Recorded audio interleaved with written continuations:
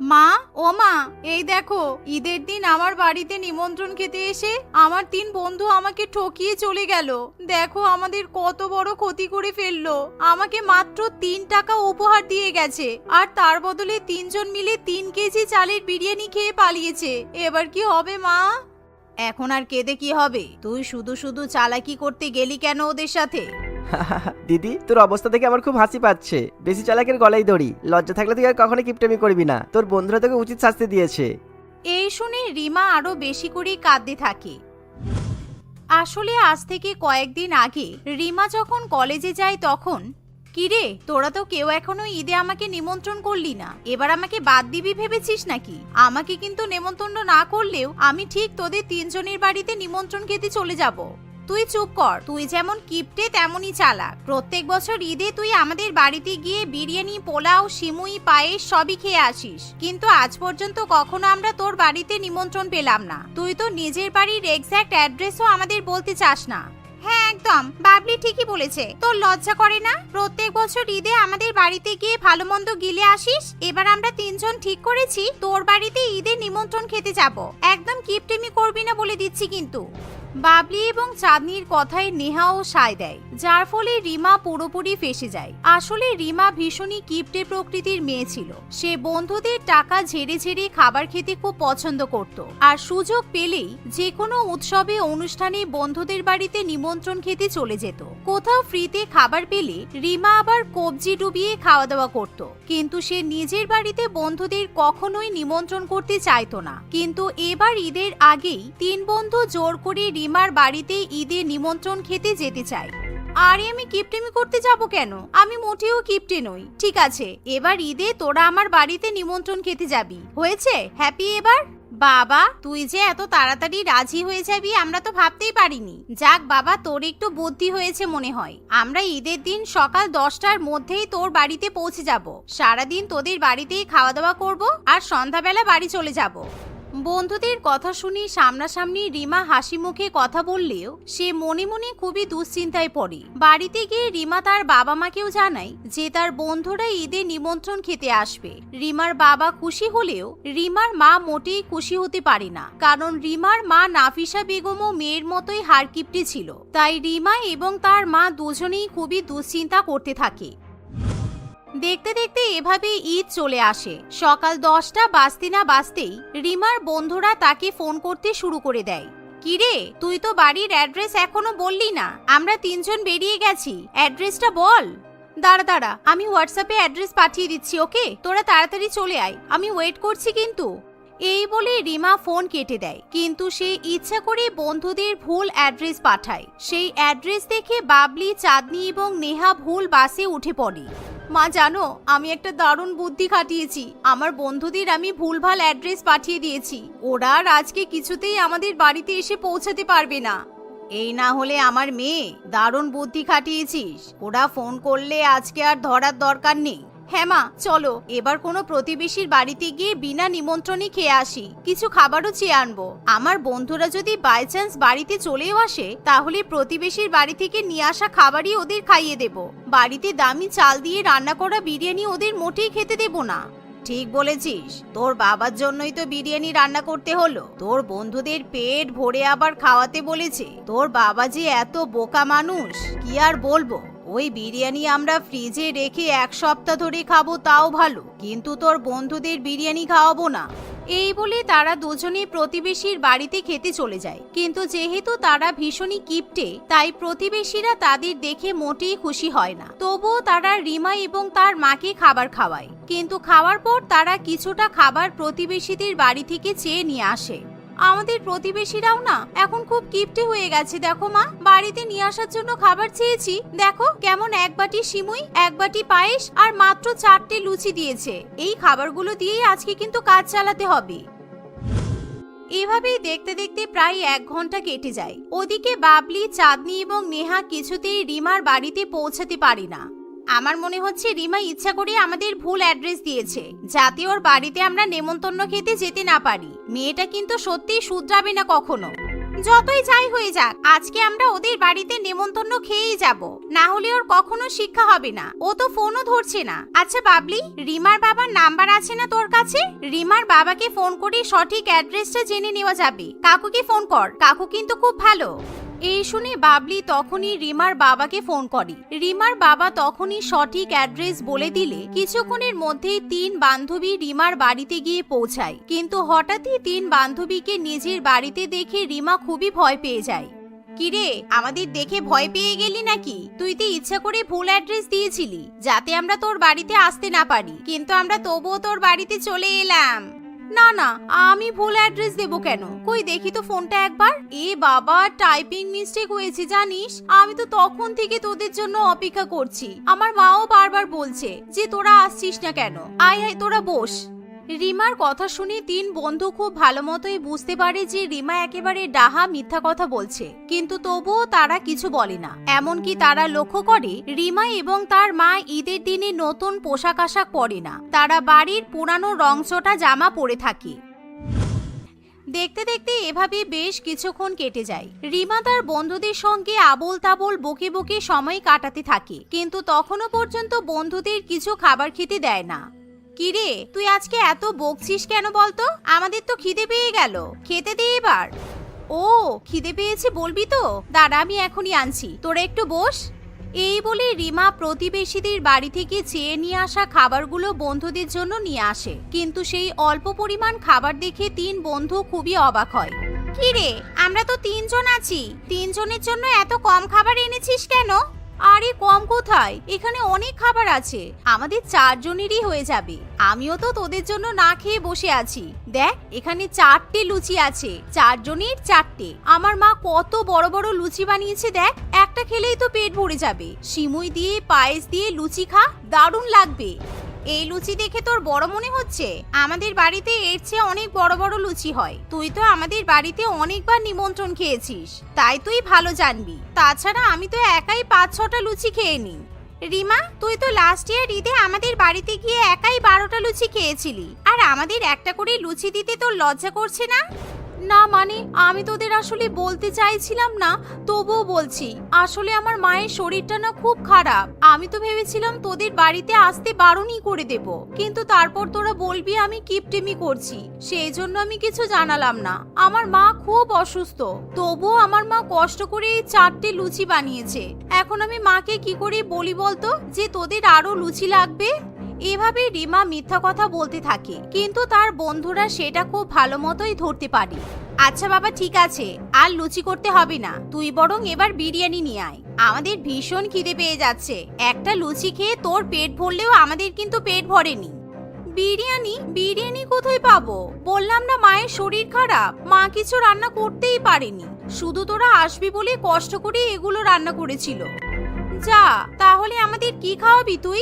ঈদে নিমন্ত্রণ করেছিস, পেট ভরে কিছু তো খাওয়াতে হবে। তুই বলছিস বিরিয়ানি রান্না হয়নি, কিন্তু আমরা যেই থেকে তোদের বাড়িতে এসেছি সেই থেকেই তো বিরিয়ানির সুগন্ধ পাচ্ছি। আমরা ভাবলাম তোর বাড়িতে হয়তো বিরিয়ানি রান্না হয়েছে। আরে না রে, আমাদের এখানে আশেপাশে সবার বাড়িতেই ঈদে বিরিয়ানি রান্না হয়, তাই তোরা এত বিরিয়ানির গন্ধ পাচ্ছিস। আমাদের বাড়িতে বিরিয়ানি রান্না হয়নি। তবে তোরা কিছুক্ষণ গল্প কর, এই তো খেলি, একটু হজম হোক। আমার ভাই বাড়িতে এলে আমি বরং তোদের জন্য রেস্টুরেন্ট থেকে বিরিয়ানি আনিয়ে খাওয়াবো। আজকে আমি তোদের সবাইকে দামি হাজি বিরিয়ানি খাওয়াবো, ঠিক আছে? এই শুনে 3 বন্ধু খুবই খুশি হয়, কিন্তু রিমার মাথায় তখনও অন্য কিছুই চলতে থাকে। রিমা গল্প করে করে আরো 2 ঘন্টা কাটিয়ে দেয়। এমন সময় রিমা হঠাৎই বাইরে থেকে তার ভাইয়ের গলার আওয়াজ শুনতে পায়। আমার ভাই মনে হচ্ছে চলে এসেছে, দাঁড়া, তোরা একটু বস, আমি আমার ভাইকে বিরিয়ানি আনতে বলি। এই বলে রিমা ঘরের বাইরে বেরিয়ে আসে। সে ডাইনিং রুমে গিয়ে দেখে তার ভাই সেখানে বসে বসে মজা করে বিরিয়ানি খাচ্ছে। তুই এখানে বসে বিরিয়ানি খাচ্ছিস কেন? আর এতটা বিরিয়ানি নিয়েছিস কেন? আচ্ছা ঠিক আছে, তুই নিজের ঘরে গিয়ে বসে বসে লুকিয়ে লুকিয়ে বিরিয়ানি খা। আমার বন্ধুরা দেখলে কিন্তু সব বিরিয়ানি শেষ হয়ে যাবে। আমি ওদেরকে বলেছি বাড়িতে বিরিয়ানি রান্না হয়নি। আর শোন, তুই নিজের ঘরে বসে বিরিয়ানি খেয়ে আমার ঘরে একবার যাবি, গিয়ে আমার বন্ধুদের সামনে বলবি, দিদি আমি হাজি বিরিয়ানি আনতে গিয়েছিলাম, কিন্তু ঈদে লোকজনের অনেক চাপ, তাই বিরিয়ানি শেষ হয়ে গেছে, আর কোনো দোকানেই বিরিয়ানি পাওয়া যাচ্ছে না। এমন করে বলবি, বুঝেছিস? রিনার মুখে এমন কথা শুনে চিন্টুর খুবই রাগ হয়, তাই সে কিছুতেই দিদির কথায় রাজি হতে চায় না। ঠিক এমন সময় চাঁদনি বাথরুমে যাওয়ার জন্য ঘরের বাইরে বেরোলে রিমা এবং তার ভাইয়ের সব কথাই শুনতে পায়, যার ফলে চাঁদনি খুবই রেগে যায় আর সে তখনই বাবলি ও নেহাকে ব্যাপারটা জানিয়ে দেয়। এমন সময় তিন বন্ধু একটা বুদ্ধি এঁটে ফেলে। কিছুক্ষণ পর রিমা যেই ঘরের দিকে আসতে শুরু করে তখন তাকে দেখতে পেয়ে তিন বন্ধু জোরে জোরে কথা বলতে শুরু করে দেয়। কি রে, আমরা তো ভেবেছিলাম এই টাকার খামটা রিমাকে উপহার দেব, এতে 3000 টাকা আছে, কিন্তু রিমা তো ভীষণ কিপটেমি করছে, একটা করে লুচি খাইয়ে বসিয়ে রেখেছে, এখনো বিরিয়ানি আনছে না। ছাড়, ওকে আর টাকা পয়সা দিয়ে লাভ নেই, আমরা বরং বাইরে গিয়ে এই টাকা দিয়ে রেস্টুরেন্টে খাওয়া দাওয়া করে নেব। দরজার বাইরে থেকে এমন কথা শুনে রিমা খুবই খুশি হয়। কি 3000 টাকা? ও মা গো, 3000 টাকা! এখনই আমি ওদেরকে বিরিয়ানি খাওয়াবো। আমাদের বাড়িতে বিরিয়ানি রান্না করতে তো 1000 টাকাও খরচ হয়নি, কিন্তু ওই বিরিয়ানি খাইয়ে আমি 3000 টাকা পেয়ে যাব। এই বলে রিমা রান্নাঘর থেকে বিরিয়ানির হাঁড়ি নিয়ে সোজা নিজের ঘরে চলে যায়। এই দেখ, আমার মা এতক্ষণে তোদের জন্য বিরিয়ানিও রান্না করে ফেলেছে। দেখ, আমি হাঁড়ি সমেত নিয়ে চলে এসেছি, তোরা পেট ভরে যত ইচ্ছা বিরিয়ানি খেতে পারিস। এই শুনে তিন বন্ধু খুবই খুশি হয়, তারা তিনজনে পেট ভরে বিরিয়ানি খেয়ে নেয়। খাওয়া দাওয়া হয়ে গেলে তিন বন্ধু সেই টাকার খাম রিমার হাতে ধরিয়ে দিয়ে সেখান থেকে চলে যায়। তারা চলে যাওয়া মাত্রই রিমা সেই খাম খুলে দেখে সেখানে 3000 টাকা নয়, বরং 3টে 1 টাকার কয়েন আছে, যা দেখে রিমা ডাক ছেড়ে কাঁদতে শুরু করে। এ কি সর্বনাশ করলাম আমি! 3000 টাকার লোভে পড়ে ওদের এক হাঁড়ি বিরিয়ানি খাইয়ে দিলাম, এত বড় ক্ষতি হয়ে গেল আমাদের। এ আমি কি করে বসলাম? ওরা আমাকে মাত্র 3 টাকা দিয়ে বিরিয়ানি খেয়ে চলে গেল। খামের পেছনে আবার কি লিখেছে? কিপ্টে বন্ধুর জন্য উপযুক্ত উপহার। এভাবে রিমা সেই খাম হাতে নিয়ে খুবই কাঁদতে থাকে। অন্যদিকে কিপ্টে বন্ধুকে সায়স্তা করতে পেরে চাঁদনি, বাবলি এবং নেহা তিনজনেই খুবই খুশি হয়, তাই তারা খুবই হাসাহাসি করতে করতে বাড়িতে ফিরে যায়। পূর্ণা তার 2 ছেলে মেয়ে লিপি ও বল্টুর সঙ্গে বাস করে। পূর্ণার স্বামী হৃদরোগে আক্রান্ত হয়ে মারা গিয়েছিল। পূর্ণা তার 2 ছেলে মেয়েকে নিয়ে বড়ই দুশ্চিন্তায় পড়েছিল। তাকে সাহায্য করার মতো কেউ ছিল না। ছেলে মেয়েকে মানুষ করার জন্য সে রাজমিস্ত্রির কাজ করা শুরু করেছিল। সে একজন পুরুষ মানুষের সমপরিমাণ কাজ করত। সে মাথায় করে ভারী ভারী ইট বালির বস্তাও বহন করত। এত পরিশ্রম করার পরও ছেলে মেয়েদের পড়াশোনার খরচ এবং সংসার খরচ চালাতে গিয়ে সে নাজেহাল হয়ে পড়ত। একদিন হঠাৎ প্রবল বজ্র বিদ্যুৎ সহ ঝড়ঝঞ্ঝা ও বৃষ্টির মধ্যে দিয়ে গ্রীষ্মকালের অবসান ঘটে। পরের দিন সকালবেলা পূর্ণা রীতিমতো তার ছেলে মেয়েদের স্কুলে যাওয়ার জন্য তৈরি করে দেয়। মা, বাইরে তো এখনো বৃষ্টি হচ্ছে, আমরা স্কুলে কি করে যাব? ভিজে যাব তো, আর আজকে তো আমাদের পরীক্ষা আছে। হ্যাঁ, স্কুলে তো যেতেই হবে, পরীক্ষা আছে তো। পরীক্ষা না থাকলে তো স্কুলেই যেতাম না আজকে। মা, তুমি শুনতে পাচ্ছ না নাকি? ছাতা দাও আমাদের, না হলে ভিজে যাব। হ্যাঁ রে মা, দাঁড়া আমি আনছি। আসলে ছাতা কোথায় রেখেছি মনে পড়ছে না। পূর্ণা অনেক খোঁজাখুঁজির পর একটা পুরানো ছেঁড়া ফাটা ছাতা খুঁজে পায়। এই নে ছাতা, সাবধানে যাস কেমন, আর রাস্তা দেখে পার হবি। এ বাবা, এ কি ছাতা দিয়েছো মা? ইস, ছাতাটা কতদিনের পুরানো আর ছিঁড়ে গেছে। এই ছাতা মাথায় দিয়ে কি লাভ হবে বলো তো? আমরা তো সেই ভিজেই যাব। আমরা এই ছাতা নিয়ে যাব না স্কুলে, সবাই এমনিতেই আমাদের গরিব গরিব বলে রাগাই, আর এই ছাতা নিয়ে গেলে আমার বন্ধুরা আমাদের ওপর খুব হাসবে। তুমি একটা নতুন ছাতাও কিনতে পারো না? বর্ষাকাল পড়ার আগেই তো তোমার কিনে রাখার দরকার ছিল। রাগ করছিস কেন তোরা? দাঁড়া, আমি এখনই এই ছাতাটা ঠিক করে দিচ্ছি। পূর্ণা সুই সুতা দিয়ে ছাতাটা কোনো রকমে জোড়া তাপ্পি লাগিয়ে মেরামত করে দেয়। কোনো উপায় না পেয়ে লিপি ও বল্টু মুখ বিকৃত করে সেই ছাতা নিয়ে স্কুলে চলে যায়। না সত্যিই তো, এদের জন্য একটা নতুন ছাতার দরকার। আজকে আমি কাজ করে টাকা পাবো, বাড়ি আসার সময় একটা ছাতা কিনে নিয়ে আসবো। পূর্ণা বৃষ্টির মধ্যে ভিজে ভিজে তার কর্মস্থানে পৌঁছে যায়, কিন্তু সেখানে গিয়ে সে দেখে যে বিল্ডিং তৈরির কাজ বন্ধ আছে, কেউই কাজ করছে না। মালিক, আজকে কেউ কাজে আসেনি? আজকে কাজ বন্ধ নাকি? আজ কাজ বন্ধ থাকবে, দেখছো না বর্ষাকাল পড়ে গেছে, বৃষ্টি হচ্ছে। এই বৃষ্টির মধ্যে কাজ বন্ধ। অল্প কিছু লেবার মিস্ত্রিদের নিয়ে বিল্ডিং এর ভিতরের কাজ চলবে শুধুমাত্র। তোমার জন্য এখন কোনো কাজ নেই, বর্ষাকালের পরে এসো। মালিক এমন করবেন না দয়া করে, আমাকে অন্য যে কোনো একটা কাজ দিন, না হলে আমাদের সংসার চলবে কিভাবে? আরে আমি এখন কাজ তৈরি করব নাকি? বর্ষায় কাজ নেই কোনো, বুঝতে পারছো না? বর্ষার পরে এসো, এখানে রঙের কাজ হবে, তখন লোক লাগবে। যাও এখান থেকে এবার। কাজ হারানোর ফলে পূর্ণার মন খুব খারাপ হয়ে যায়। সে বৃষ্টির মধ্যে আরো অনেক জায়গায় কাজ খুঁজতে শুরু করে, কিন্তু বৃষ্টির কারণে সে কোনো কাজই পায় না। তাই সে মন খারাপ করে বাড়ি ফিরে আসে। আমি আমার কাজটাও হারিয়ে ফেললাম, এবার যে কি হবে বুঝতে পারছি না কিছু। যে কদিন কাজ পাচ্ছি না, জমানো টাকাগুলো খুব বুঝে সুঝে খরচ করতে হবে।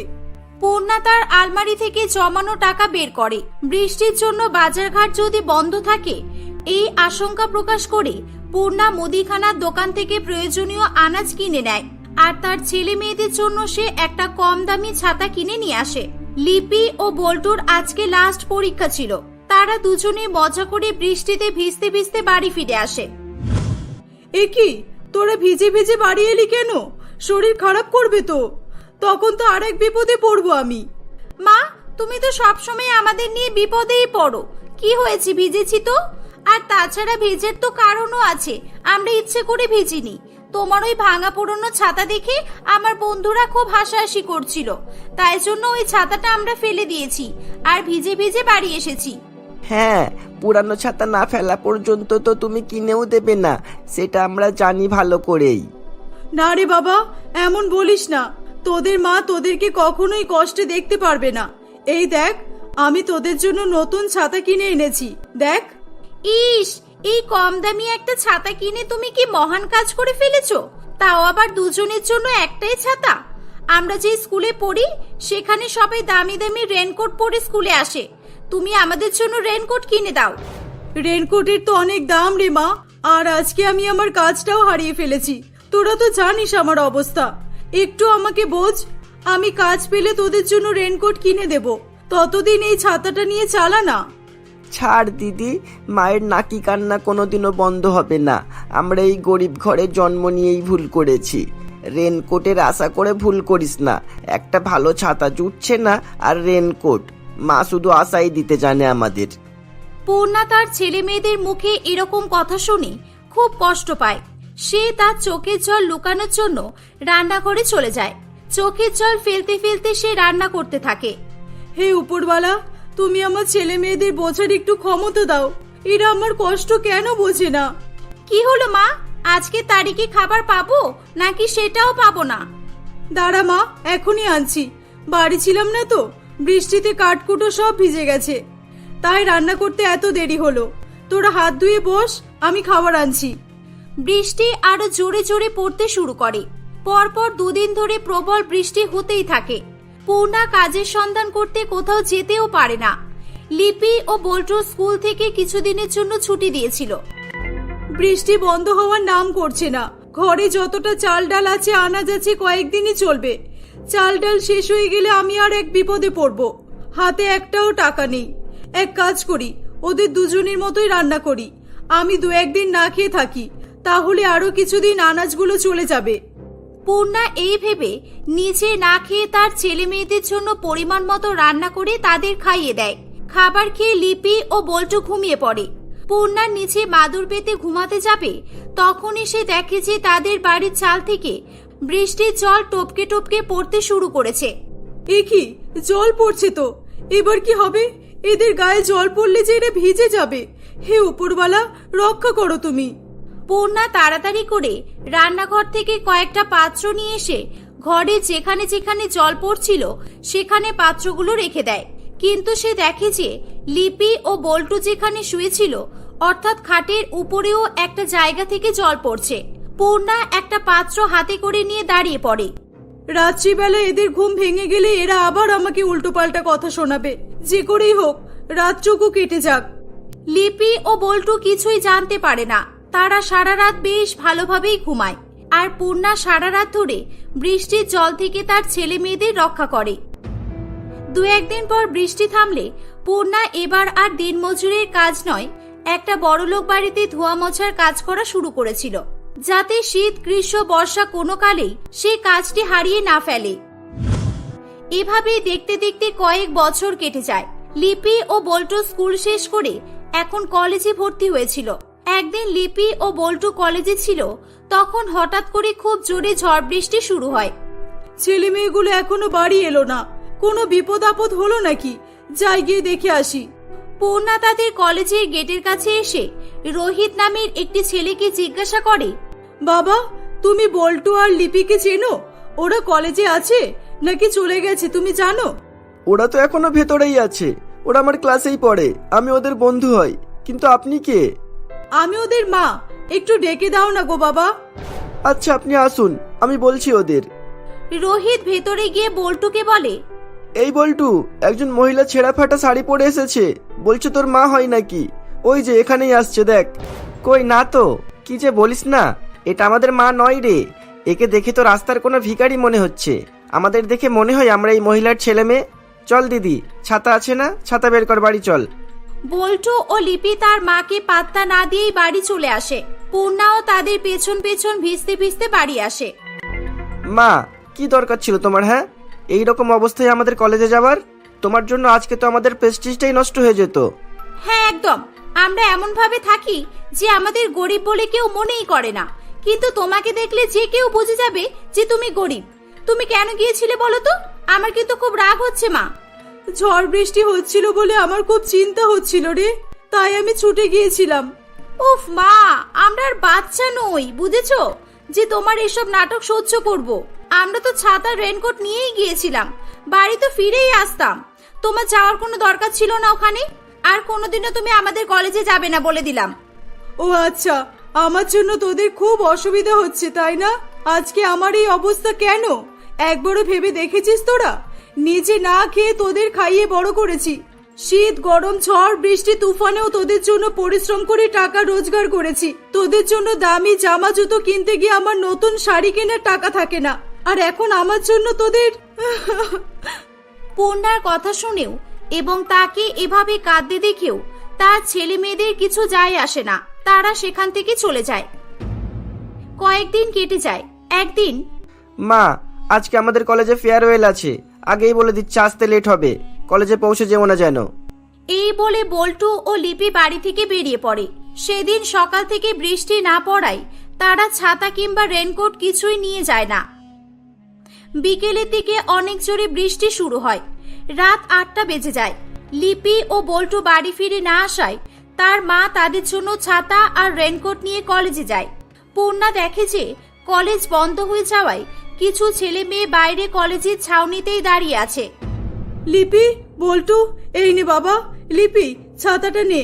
বল্টু, রেনকোটটা পরে নে বাবা। চল বাড়ি চল, আমাকে ক্ষমা করে দে, আমি এখানে না এসে থাকতে পারিনি। কাকিমা, আপনার ছাতা কোথায়? আমার ছাতা লাগবে না বাবা, আমার ছেলে মেয়েরা না ভিজলেই হলো। কিরে বল্টু, আজকের বলবি না এটা তোর মা নয়? এত মায়া মমতা একজন মায়ের মনে ছাড়া আর কারো মনে থাকতে পারে না। নিজের কথা চিন্তা না করে শুধুমাত্র তোদের কথাই ভাবছে। আর ওদিকে আমার মা, আমরা তো অনেক ধনী, অনেক টাকা আছে, কিন্তু আমার মা বাবার আমার কথা চিন্তা করার মতো সময় নেই। আর আমাকে দেখ, কেউ তো নিতে আসা তো দূরের কথা, ফোন করে খোঁজ খবরটাও নেয় না। এটা শুনে বল্টু ও লিপির মাথা লজ্জায় নিচু হয়ে যায়। তারা সবার সামনে হাত জোড় করে তাদের মায়ের কাছে ক্ষমা চায়। পূর্ণার চোখে জল চলে আসে। তারা সবাই মিলে একসঙ্গে বাড়ি ফিরে আসে।